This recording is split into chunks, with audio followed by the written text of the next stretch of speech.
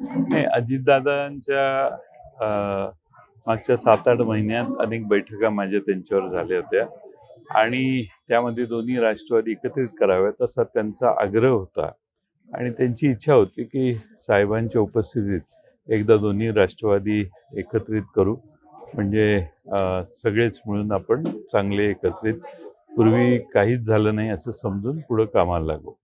त्याप्रमाणे अनेक बैठकातली एक बैठक माझ्या घरी 16 तारखेला संध्याकाळी झाली आणि 17 तारखेला सकाळी पहाटे उठून हे सगळं साहेबांच्या समोर मांडावं म्हणून आम्ही सगळे गाडीने बारामतीला गेलो.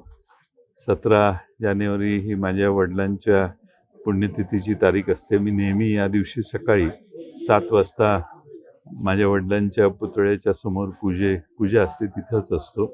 पण हे महत्त्वाचं असल्यामुळं दादा म्हटले की नाही, उद्या ते करा आणि मग पुढं जावा. म्हणून आम्ही बरोबर 8 वाजता साहेबांच्या निवासस्थानी पोचलो. मी 7:30लाच पोचलेलो. 8 वाजता सगळेच गोळा झाले.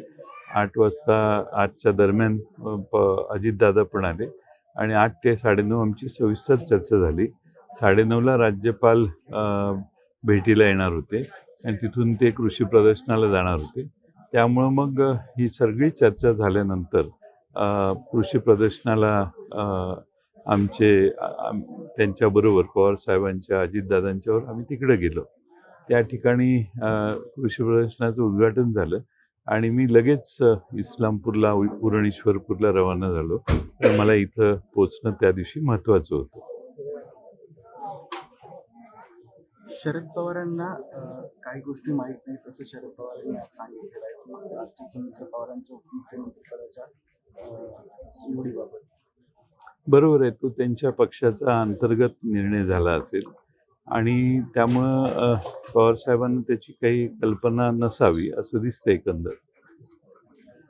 खरं तर ज्या बैठकी झाल्या होत्या त्या बैठकीतून अजित पवारांची भावना होती, म्हणतात की तेवढं होतं की एक व्हायचं, पण इतर नेत्यांची त्यांची त्याबाबतीत चर्चा किंवा काही त्याच्यात बोलणी झाली होती असं काही.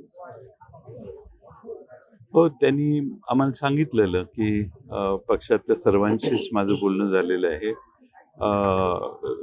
त्यांनी मला स्वतः सांगितलं की प्रफुल्ल पटेल आणि सुनील तटकरे यांच्याशी त्यांचं बोलणं झालेलं आहे आणि त्यांनी इतर काही नेत्यांची आणि सर्व आमदारांची नावं घेतली आणि त्यांनी हेही सांगितलं की हा निर्णय एकदा जाहीर झाल्यावर त्याची अंमलबजावणी करून आपण घेऊ. मग आमची साहेबांच्या समोर तारीख ठरली की 12 तारखेला आपण हा दिवस निश्चित करू आणि 12ला मर्जर पूर्ण करू. ज्या चर्चा माहीत नाही आता, कारण राजकीय चर्चा आत्ता करणं योग्य नाही. दादांचे आपण सुतक जे म्हणतो त्या सुतकात आपण सगळे असल्यामुळं त्या बाबतीत मी आता भाष्य करणं योग्य नाही.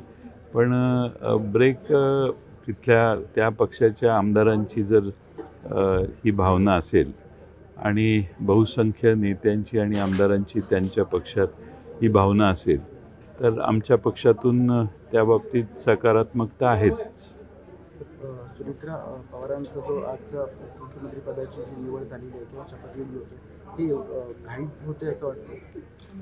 नाही, असा आहे तो त्यांचा निर्णय. मी त्यांच्या पक्षाने घेतलेला निर्णय असेल. त्यांच्या नेत्यांनी मला दिसते ते प्रफुल्ल पटेल आणि सुनील तटकरे यांनी हा निर्णय पुढाकार घेऊन घेतलेला असेल. त्याबद्दल मी भाष्य वेगळ्या पक्षात असताना करणं हे उचित नाही. तो त्यांच्या पक्षाचा अंतर्गत प्रश्न आहे असं मला वाटतं. अजितदादांच्या सोबत शरद पवारांच्या सोबत खरं तर तुम्ही सांगितलं की तुम्हाला अजितदादांनी सांगितलं होतं की तारीख ठरवा. आता ही तारीख ठरवण्याच्या बाबतीत तुम्ही पुढाकार घेणार? पुढाकार घ्यायचा प्रचंड उत्साह अजितदादांचा आणि माझा होता. कारण आमच्या पक्षाच्या समोर काय आव्हानं आहेत, महाराष्ट्रात काय परिस्थिती आहे याची बरीच सविस्तर चर्चा माझी आणि दादांची झालेली होती आणि ही प्रत्येक जिल्ह्यातल्या कार्यकर्त्यांना कसं बरोबर घ्यायचं, कोणत्या जिल्ह्यातल्या कार्यकर्त्यांना आपण न्याय देऊ शकतो, कोणत्या मतदारसंघातल्या कार्यकर्ते एकमेकाच्या विरोधी लढले आहेत आणि त्या ठिकाणी कसं दोघांना ॲकोमोडेट करायचं याविषयी म्हणून तर इतक्या बैठका झाल्या. त्यामुळं सगळं अतिशय व्यवस्थित ठरवून आम्ही निर्णय घेत होतो आणि मला खात्री आहे की दादाच नाही आहेत. त्यामुळं त्या पक्षाच्या प्रमुख नेत्यांनी विशेषतः सुनेत्रा वहिनी आज विधिमंडळ पक्षाच्या त्यांची निवड करणार आहेत तो पक्ष. त्यामुळं त्यांच्यावर आणि त्यांच्याबरोबरच्या सर्वांच्यावर अवलंबून आहे. आज गोविंद बागेत देखील बैठक पार पडलेली आहे. साहेब होते आणि सुप्रिया सुळे होते. तसेच या बैठकीनंतर पार्थ पवार हे साहेबांच्या भेटीसाठी गेले होते. काय बाबत त्याबाबत काय मला माहीत नाही काय. मी इकडं आहे. मला तिथं काय बैठका कोणाला भेटते याच्याविषयी मी माहितीही घेतलेली नाही.